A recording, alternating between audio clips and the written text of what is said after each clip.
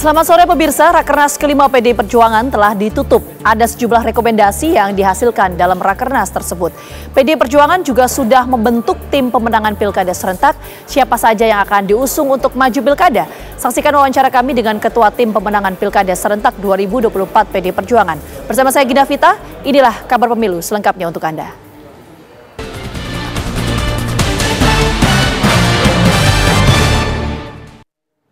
Pemirsa, Mahkamah Konstitusi hari ini melanjutkan sidang pembuktian perselisihan hasil pemilu legislatif atau PHPU Pileg di Gedung MK Jakarta Pusat. Total ada sebanyak 106 perkara yang lanjut ke tahap sidang pembuktian hingga 3 Juni 2024 mendatang. Sidang pembuktian hari ini dibagi menjadi 3 panel dan perharinya ada lebih dari 20 perkara dari total 106 perkara yang disidangkan.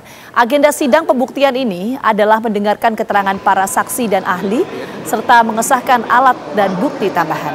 Juru bicara MK, Fajar Laksono, mengatakan bahwa para pihak baik pemohon dan termohon hanya diperkenankan untuk menghadirkan 6 orang saksi atau ahli pada setiap satu pokok perkara.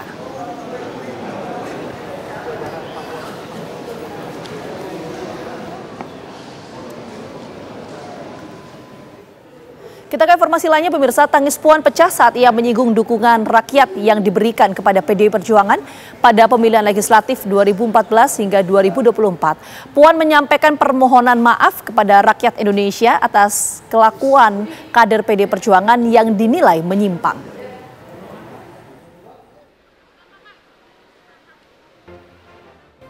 Ketua DPP PDI Perjuangan Puan Maharani menyampaikan rekomendasi hasil Rakernas kelima PDI Perjuangan pada Minggu siang.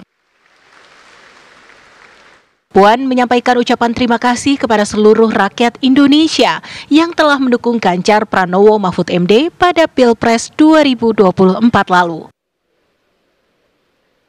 Momen menarik terjadi saat Puan mulai menyinggung dukungan rakyat yang diberikan kepada PDI Perjuangan. Sempat terdiam sejenak, tangis Puan pecah saat mengucapkan terima kasih kepada rakyat yang telah memberikan dukungan kepada PDI Perjuangan sehingga menang di 3 pemilihan umum legislatif berturut-turut. Menurut Puan, kepercayaan harus diwujudkan sebagai upaya untuk memperbaiki 3 pilar partai, yakni struktural, legislatif, dan eksekutif. Puan juga menyampaikan permohonan maaf kepada rakyat Indonesia atas perilaku kader PDI Perjuangan yang dinilai menyimpang. 7. Rakernas 5 partai mengucapkan terima kasih kepada seluruh rakyat Indonesia yang telah memberikan dukungan kepada Ganjar Pranowo dan Profesor Mahfud MD. Dan tentunya kepada PDI Perjuangan.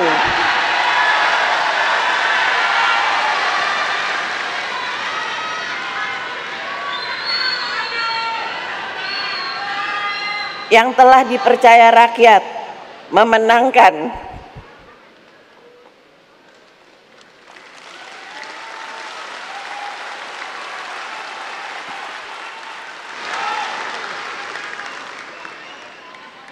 pemilu legislatif 3 kali berturut-turut.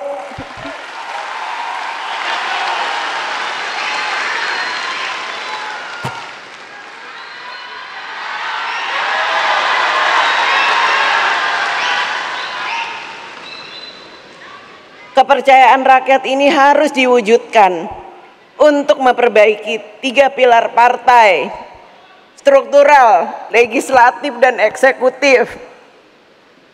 Sehubungan dengan adanya perilaku kader partai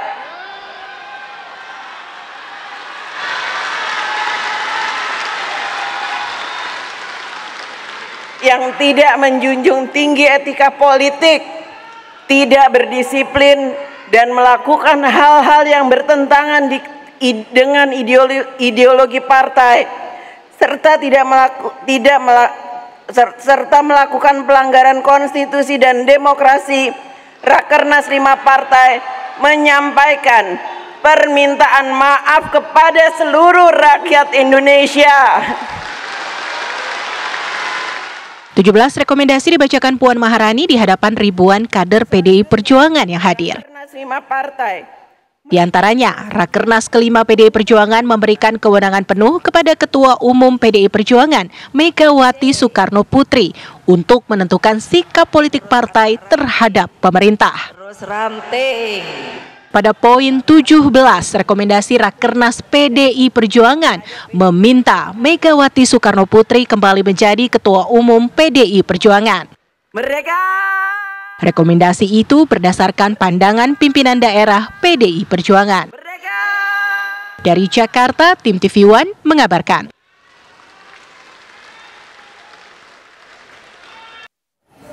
Ketua Umum PDI Perjuangan Megawati Soekarno Putri mengaku sudah deg-degan saat Ketua DPP PDI Perjuangan Puan Maharani mulai membacakan rekomendasi Rakernas kelima PDI Perjuangan. Ia meminta para senior partai tidak cengeng dan meminta seluruh kader PDI Perjuangan menggaungkan kesabaran revolusioner.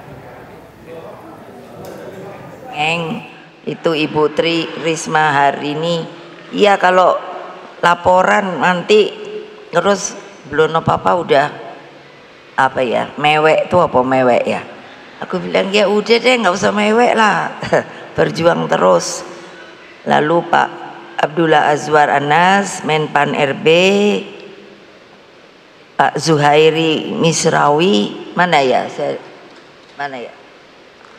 beliau Dubes Tunisia rupanya kembali untuk hadir di sini.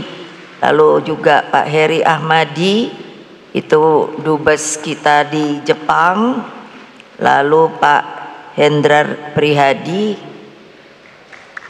itu Kepala LKPP, dan para senior partai, kader partai. Tadi Mbak Puan, saya udah deg-degan aja. Mbak Puan tuh lebih cengeng dari saya. Jadi saya tadi ngelihat udah wah, saya udah gitu aja dalam batin. Tapi orang Pak Hasto sebelah saya juga langsung sentrup. Ini piye sih yang namanya penggede partai gitu, kok lama-lama jadi cengeng ya? Nggak perlu cengeng lah. Ya udah, kesabaran revolusioner. Pemirsa, PDI Perjuangan telah membentuk tim khusus untuk pemenangan Pilkada serentak 2024. Informasinya sesaat lagi untuk Anda. Pemirsa, rangkaian Rapat Kerja Nasional kelima Partai Demokrasi Indonesia Perjuangan atau PDIP resmi ditutup. Dalam Rakernas tersebut, PDI Perjuangan telah membentuk tim khusus untuk pemenangan Pilkada serentak 2024. Dalam hitungan bulan pilkada serentak akan digelar, sejumlah partai politik tengah mempersiapkan diri untuk bertarung di pemilihan kepala daerah tersebut, termasuk PDI Perjuangan. Ketua Umum PDI Perjuangan Megawati Soekarno Putri telah membentuk tim khusus untuk pemenangan pemilihan kepala daerah yang diumumkan pada hari kedua Rakernas 5 PDIP. Adian Apitupulu ditunjuk sebagai ketua tim pemenangan dan Arya Bima sebagai sekretarisnya. PDI Perjuangan juga membentuk struktur tim pemenangan teritori berdasarkan provinsi.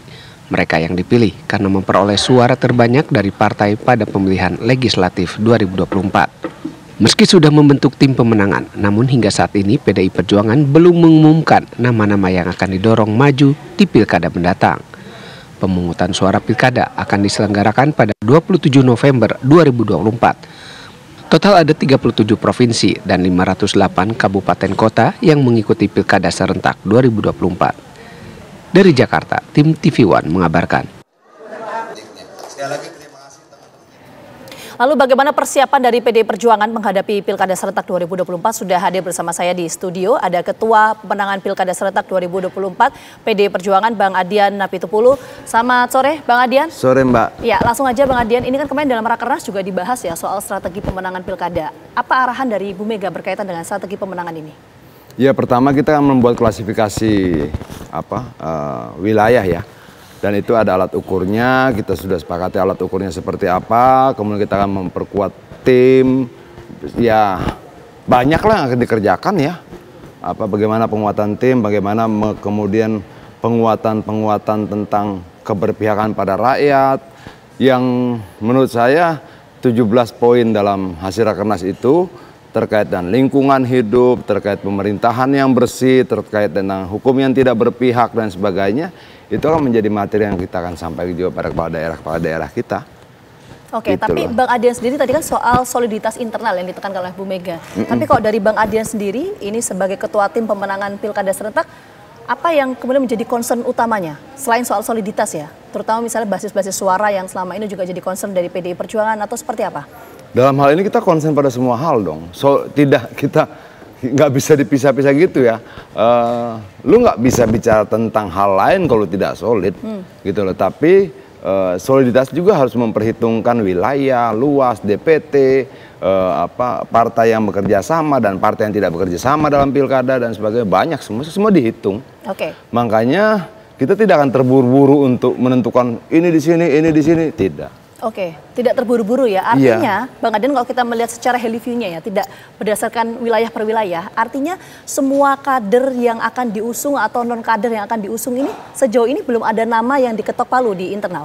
Artinya semua masih dibahas atau seperti apa? Semua masih dibahas. Mungkin yang pertama keluar adalah beberapa surat penugasan ya. Itu. Tapi kan sebenarnya begini loh Mbak. Misalnya kabupaten yang DPT-nya sedikit antara 200.000 sampai 300.000. Oke. Apakah kemudian karena DPT-nya sedikit lalu kita boleh sembrono milih calon? Nggak boleh. Karena mau 100.000, 200.000, mau 10, mau 15, mau 2 itu rakyat. Itu manusia, itu orang yang percaya pada kita yang harus kita pertanggungjawabkan dengan baik secara moral, hukum dan sebagainya. Artinya kenapa kemudian kita tidak tergesa-gesa? Kita lemparkan nama, kita cek, kita survei segala macam karena kita mau memberikan yang terbaik buat rakyat toh. Oke. Itu loh. Oke, ini kan artinya masih dalam pembahasan di internal ya Bang Adian. Iya. Tapi kalau kita bicara soal fokus ya Bang Adian ya, apakah yang akan difokuskan atau diprioritaskan oleh kader atau PDI Perjuangan dalam pilkada ini memang merupakan kader internal atau membuka peluang juga untuk non-kader bisa diusung oleh PDI Perjuangan? Terbuka ya, terbuka akan ada memang sekian banyak yang berasal dari kader internal. Tapi bisa juga kemudian kader-kader yang kemudian orang-orang yang kemudian secara sukarela bersetuju untuk mendapatkan KTA PDI Perjuangan. Banyak lah Mbak. Okay. Kita terbuka buat semua kemungkinan lah kira-kira seperti itu selama memang batasan ideologi konstitusionalnya tetap kita pegang teguh kan. Oke. Iya. Kalau terbuka untuk non kader dari internal PDI Perjuangan, artinya misalnya kalau ada tokoh yang akan maju melalui PDI Perjuangan, apakah harus ber-KTA PDI Perjuangan atau ya nggak masalah nggak ber-KTA? Loh kalau pendaftaran kita buka buat semuanya. Oke. Untuk mendaftarkan diri ke PDI Perjuangan itu dari semuanya daftar, ada yang ber-KTA, ada yang tidak ber-KTA, ada yang berencana untuk ber-KTA, segala macam. Tapi kan memilih kepala daerah yang akan mempertanggungjawabkan rakyat di wilayahnya selama 5 tahun. Anggaran, kebijakan, keberpihakan, keberagaman dan sebagainya, itu nggak semudah jadi gitu loh. Ya. Okay. Semua ditimbang dan saya kan sebenarnya bukan pemberi rekomendasinya tetap nanti adalah DPP PDI Perjuangan. Kita cuma membantu melakukan pemetaan, membaca situasinya, memberikan masukan-masukan yang dianggap penting dan perlu oleh partai. Oke. Itu loh. Oke, itu kan soal pendaftaran ya Bang. Iya. Ini jadi pertanyaan juga adalah bagaimana untuk sampai pada akhirnya diusung, apakah harus ber-KTA atau bagaimana? Kalau untuk pendaftaran ya tadi sudah disampaikan. Kita akan memprioritaskan yang ber-KTA dong. Oke, diprioritaskan yang ber-KTA. Kita memprioritaskan yang ber-KTA, tapi ada banyak pertimbangan. Dia sebagai apa? Sebagai nomor satunya, nomor duanya, banyak lah Mbak pertimbangannya. Iya. Kalau kita ceritakan di sini mungkin panjangnya bisa seperti Rakernas 2 hari. 2 hari ya, Iya. kalau bisa dijelaskan. Iya. Tapi begini Bang Adian, apa sih yang menjadi pertimbangan kenapa kemudian pihak-pihak yang akan diusung oleh PDI Perjuangan ini yang harus ber-KTA PDI Perjuangan? Apakah ini juga akan berpengaruh terhadap kotel efek atau suara internal dari PDI Perjuangan sebagai sebuah mesin partai atau bagaimana? Begini Mbak ya, kita merumuskan banyak hal dalam Kongres, kemudian dalam rapat kerja nasional dan sebagainya kita rumuskan apa yang terbaik buat rakyat dan bla bla bla bla. Oke. Artinya bahwa kemudian siapa yang harus kita pilih? Mereka yang sanggup membawa beban mandat ini. Sanggup nggak kemudian lu berbicara tentang lingkungan hidup 1, 2, 3, 4, 5, 6? Sanggup nggak kemudian lu memastikan bahwa kemudian aparatur penegakan hukum dalam proses demokrasi ini tidak boleh berpihak pada salah satu calon? Kenapa? Yang membayar gaji mereka, pakaian mereka, sepatu mereka itu seluruh rakyat Indonesia apapun berbeda pilihannya. Oke? Karena lu dapatkan uang, gaji, fasilitas dan sebagainya dari seluruh rakyat Indonesia, lu tidak boleh berpihak. Oke. Gitu. Kalau lu berpihak berarti lu menganaktirikan pihak yang lain. gitu loh. Nah, kalau semua itu clear, ya harusnya dia menjadi PD Perjuangan. Itu perspektif ya dari Bang Adian. Nah, jadi pertanyaan selanjutnya adalah bagaimana kemudian peta pertarungan di Pilkada serentak 2024? Jawabannya nanti Bang Adian, kita jeda dulu. Kami kembali hadir saat lagi untuk Anda. Oke, kita langsung melanjutkan diskusi bersama dengan Bang Adian. Kalau tadi Bang Adian menyampaikan kalau bisa yang atau wajib ber-KTA PDI Perjuangan ya, Bang ya. Tapi kita coba melihat beberapa wilayah yang menjadi pertarungan di Pilkada serentak 2024. Misalnya battleground, ada Jatim, Jateng, Jabar. Jateng adalah basis suara dari PDI Perjuangan. Nah, meskipun, sekali lagi, meskipun sejauh ini nama-nama di kader internal PDI Perjuangan masih dibahas. Tapi nama yang ada di bursa atau masuk bursa itu siapa aja sih? Gini Mbak, khusus di battleground ya. Gini. Saya tidak mau berlaku diskriminatif antara satu daerah lain dengan daerah yang lain. Seluruh wilayah di Indonesia itu terhormat di mata kita.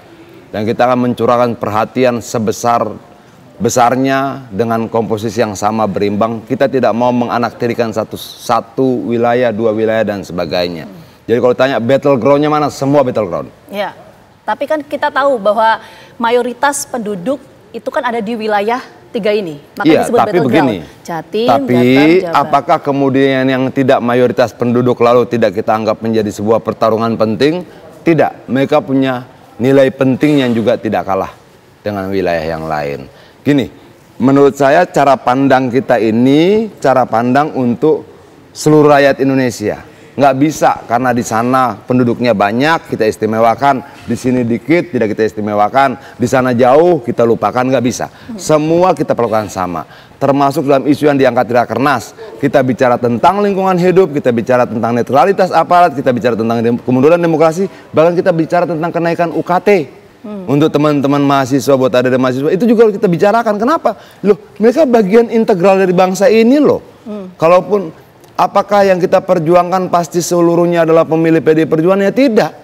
Yang memilih PDI Perjuangan dan tidak memilih PDI Perjuangan ketika dia rakyat Indonesia wajib kita perjuangkan. Kan seperti itu.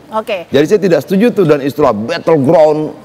Semua battleground. Semua battleground kok itu Bang Adian. Tapi pertanyaan saya belum terjawab tadi Bang Adian. Nama-nama yang sejauh ini masuk bursa di pilkada, untuk pilkada ya, maju di wilayah Jawa Tengah, Jawa Barat, Jawa Timur dari PDI Perjuangan? Kalau pilkada kan ada 545 dengan komposisi kabupaten, kota, dan provinsi, total kira-kira seperti itu. Ya dikali aja 3-5, ada sekitar 2000-an nama yang sudah masuk. Terus lu mau gue sebutin satu persatu? Capek bener kita. Tapi banyak sekali, sangat banyak, karena pendaftaran kita buka mulai dari DPC, DPD, dan sebagainya. Kenapa itu tidak kemudian dieksekusi langsung oleh DPP dan sebagainya? Tidak, karena kita menghargai struktur seperti pidato Ibu Mega kemarin. Berterima kasih pada ranting, berterima kasih pada DPC, berterima kasih pada DPD dan sebagainya. Karena PDI Perjuangan besar dan kuat ketika mereka besar dan kuat. Nah ini sebelum kita menuju ke wilayah lainnya, saya jadi penasaran Bang Adian. Lantas kalau memang ini masih dalam pembahasan di internal PDI Perjuangan, kapan akan diumumkan? Sementara kalau kita melihat jadwal atau tahapan pilkada itu kan Agustus nanti ya, mulai pendaftaran atau penetapan. Nah itu kapan PDIP akan mengumumkan? Tergantung kesiapan komposisinya, partai yang bekerja sama, calonnya, hasil surveinya, sikap kerakyatannya dan sebagainya. Itu bisa kapan saja, tapi yang pasti ketika pendaftaran dibuka sudah ada namanya. Ketika pendaftaran dibuka. Nah ini, pertanyaan saya berikutnya begini Bang Adian. Kalau kita melihat pola atau kultur di PDI Perjuangan ini kan selalu menggunakan strategi last minute ya, atau injury time. Kenapa saya bisa katakan seperti itu? Misalnya kita berkaca di Pilpres waktu itu. Bagaimana waktu itu Bu Mega mengusung Pak Jokowi untuk menjadi presiden yang diusung oleh PDI Perjuangan. Itu kan di last minute, beberapa hari loh sebelum pendaftaran Capres-Cawapres ke KPU. Pola seperti itu akan terulang nggak di pilkada? Bisa, tapi gini, itu bukan jurus sebenarnya, gini loh. Kenapa kita selalu memilih yang terakhir? Karena mungkin saja alat yang kita gunakan untuk mengukur sampai pada kesimpulan itu banyak banget. Itu loh. Apakah mungkin ada yang lain cuma bernegosiasi di angka, lu ada berapa? Sekian, oke maju. Kita enggak.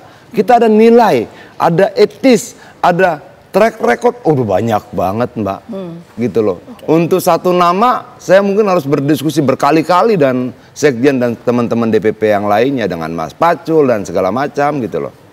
Tapi artinya terbuka peluang nggak untuk kemudian nanti mengumumkannya itu di last minute seperti yang sudah-sudah atau terjadi sebelumnya? Terbuka lah. Terbuka peluang terbuka itu ya? Gini. Kita tuh nggak bisa diprovokasi, buruan, nggak bisa.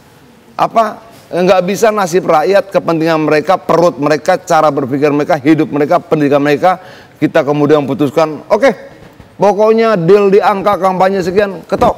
Oke, pokoknya deal di sini sekian, tidak, nggak bisa. Banyak yang dihitung, Mbak. Kalau kita sembrono, kita asal putuskan saja, artinya kita tidak menghormati rakyat. Oke, artinya terbuka peluang untuk last minute meskipun nanti pelaksanaannya seperti apa, apakah last minute atau nanti beberapa hari sebelumnya atau seperti apa, nanti kita tunggulah ya langkah dari PD Perjuangan. Tapi begini Bang Adian, kita kan tahu ya ada beberapa daerah yang memang PD Perjuangan ini bisa mengusung calonnya sendiri. Misalnya kita sebut di wilayah Sumatera Utara bisa ya, kemudian di Jawa Tengah juga bisa, di DKI Jakarta juga bisa. Nah, apakah kemudian langkah untuk mengusung sendiri meskipun secara peraturan itu bisa akan ditempuh oleh PD Perjuangan atau dengan menggunakan sistem kerjasama politik itu berkoalisi?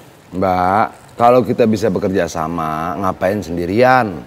Itu loh, tapi yang selalu kita sampaikan adalah kita mampu secara syarat administratif mencalonkan sendiri itu di 143 kabupaten kota di 11 provinsi. Kira-kira seperti itu. Tapi apakah kalau kita sampaikan itu lalu kita menafikan partai-partai lainnya untuk bersama-sama dan kita bekerja sama? Ya tidaklah. Kita tetap membuka kok. Makanya kita buka pendaftaran. Yang daftar itu dari Golkar ada, Demokrat ada, Nasdem ada, dari PAN ada, banyak. Banyak. Oke, tapi perspektif dari partai politik itu kita nggak bisa justifikasi bahwa oh ini akan koalisi atau tidak, itu pasti akan melihat situasi kondisi. Tapi pertanyaan saya terakhir, langkah yang akan diambil atau perspektif partai politik dalam memenangkan pertarungan itu apakah lebih baik berkoalisi karena ini kan berhitung juga soal logistik dan lain sebagainya atau seperti apa? Ya, terakhir Bang Adian. Kita selalu terbuka buat semua kemungkinan, Mbak, tapi kita juga siap ketika kemudian di wilayah yang kita sanggup mencalonkan sendirian, kita siap. Tapi mana yang terbaik, kita mau mengajak semua pihak bekerja sama. Tapi sekali lagi Mbak, ini nasib banyak orang, hidup banyak orang, pendidikan dan masa depan jutaan orang, nggak bisa kita putuskan sembarangan. Oke, baik. Ini sebenarnya banyak sekali pertanyaan, tapi sayang sekali waktunya terbatas. Sekali lagi terima kasih banyak Bang Adian. Nanti kita tunggu ya bagaimana strategi pemenangan untuk PD Perjuangan di Pilkada Serentak 2024. Sekali lagi terima kasih banyak dan diskusi saya dan Bang Adian tadi sekaligus mengakhiri perjumpaan kita di Kabar Pemilu hari ini. Akhir kata saya Gina Vita pamit undur diri. Selamat sore, sampai jumpa. Siap.